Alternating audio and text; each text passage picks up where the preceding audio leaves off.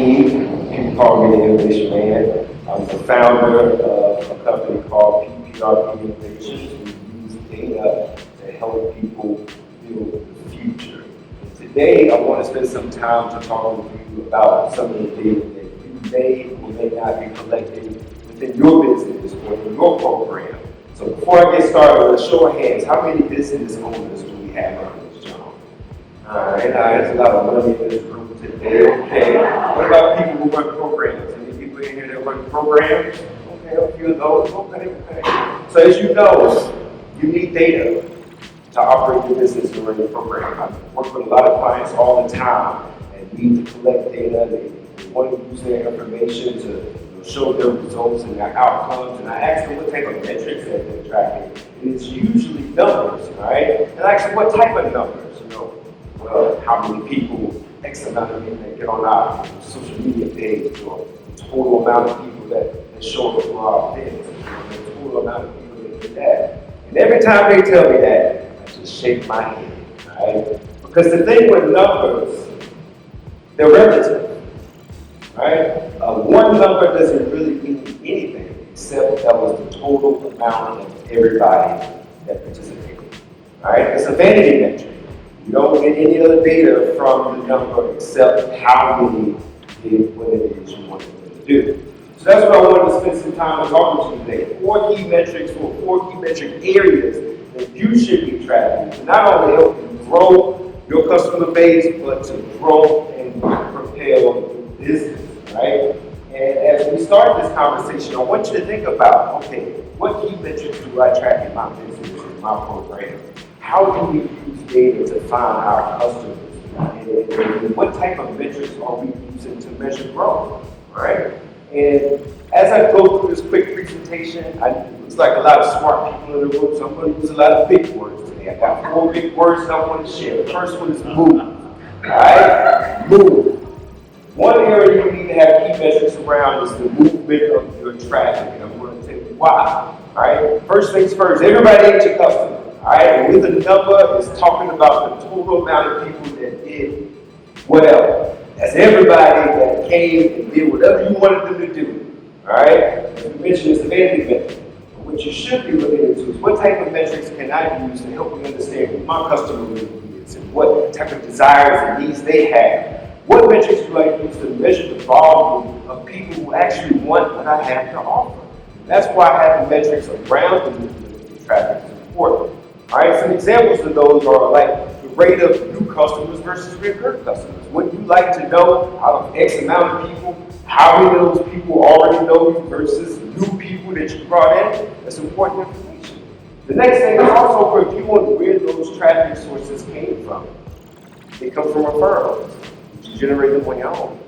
They come just from out of the way. Where do they come from? And how much of those people are coming to my business actually wanting what I have to offer? All right, and the move metric helps you understand that. It helps you get an idea of the potential customer. It helps you build a customer profile, understand the needs and the desires of this customer. It helps you figure out ways you can better attract customers that you know want your offer. And it helps you better understand type of traffic that you're dealing with. That's the first metric, move. The next big word, you guys, is do, okay? It's a 2-letter word, it's pretty big.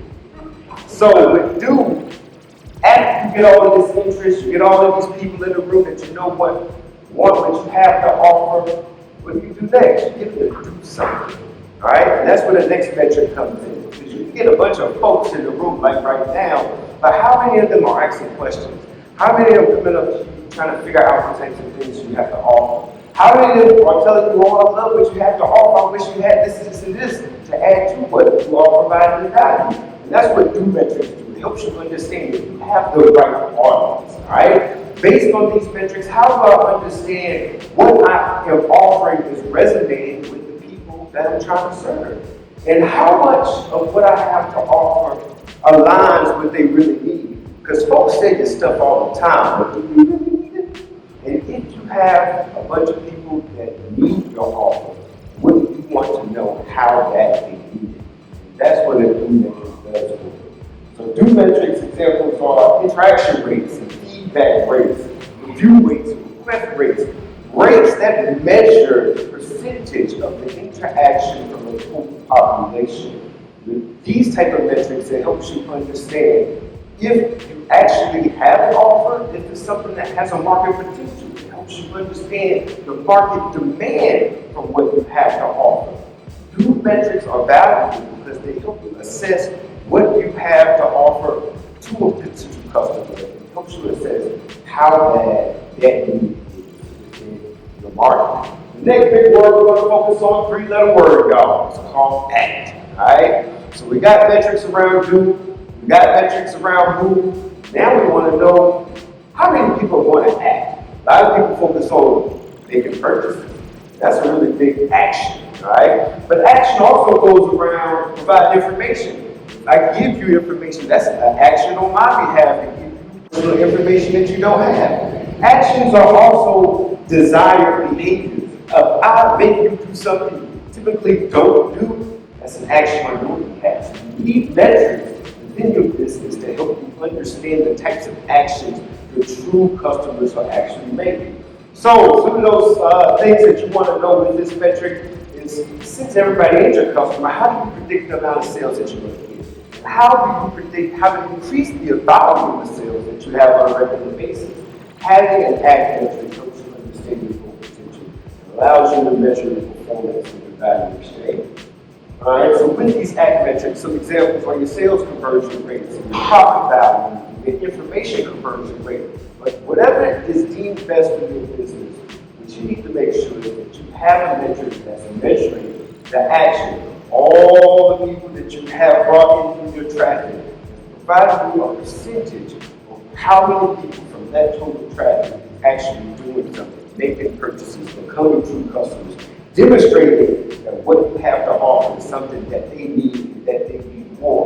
Because if you understand how to make people act, you can provide them more value to make them act more.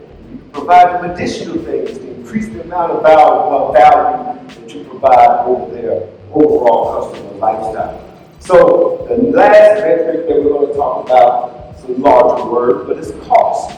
All right, we talk about moving, doing, and acting, but how much does this all cost? Does it cost me $100,000 to make this happen, or can we figure out a way to make it happen for less than $5? That's what looking at your cost is all about. For those who are your customers, they demonstrated those key 3 big words.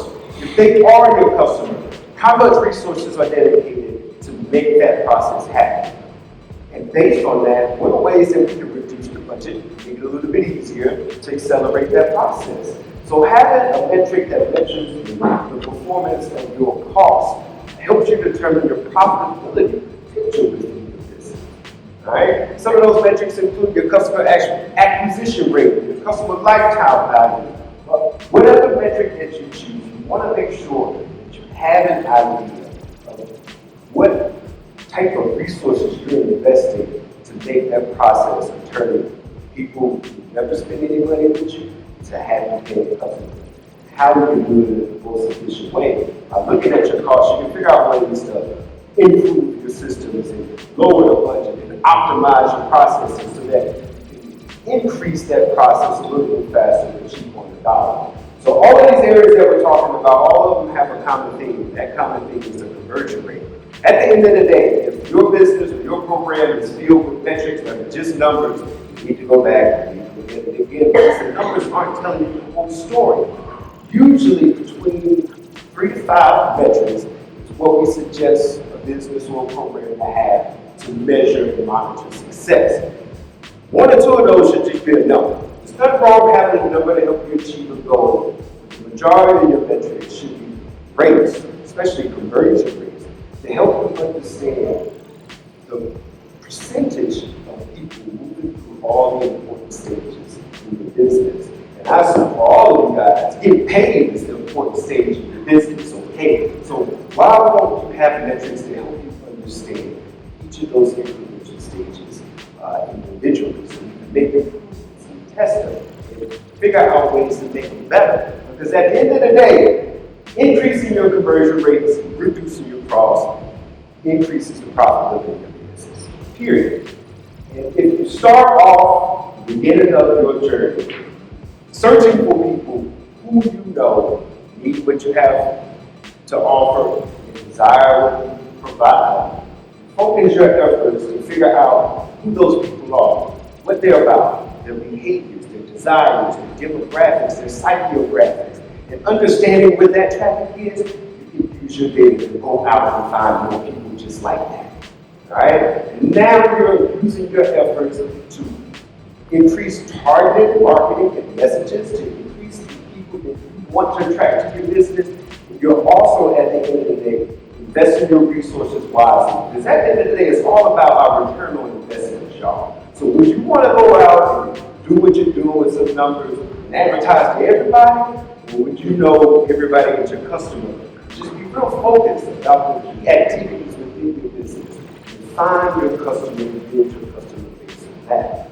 So those are the key metrics that you should really have in your business, especially if you want to grow your customer base and increase your profits with your business. So before I leave, I wanted to sum up everything, because user research can help you out with a lot of things. A lot of people go out every day, do a lot of things with their business and program. They really don't need to do. They just need to look at the data. Okay, research can help you figure out ways to improve your operations, figure out ways to increase your customer base, figure out ways to increase what was called your customer thoroughput, the process of move, do, act, underlined by cause. How do we increase that so we can grow our sales and grow our business? So, with that, if you found what we talked about today helpful in any aspect, you took a little notes, take out your phone right now. Go to this website, www.practicalgui.eance, and there we'll be providing some books that we'll be launching at the end of May 30th, we'll be launching them officially, but you can pre-order them now. The good thing about it, pre-orders are all half off. So go on today, make an order for one of our books, you can get them half off, you get a wealth of knowledge. We'll be talking about conversion rates and so much more. It's all broken down to whatever stage you are in your business. It's a book on treating your business, it's a book on doing your business, it's a book on growing your business, right? And we talk about all these things that help you harness that value so you can create it, deliver it, exchange that value, deliver it more efficiently, utilize that process using data. So again, I am the Innovation Man, and we just talked about some things that's hopefully going to help your business get a little jump start. And if you found it helpful, practical, GUI at EANCE, folks are half off until May 30th. Thank you for your time, everybody. Any questions?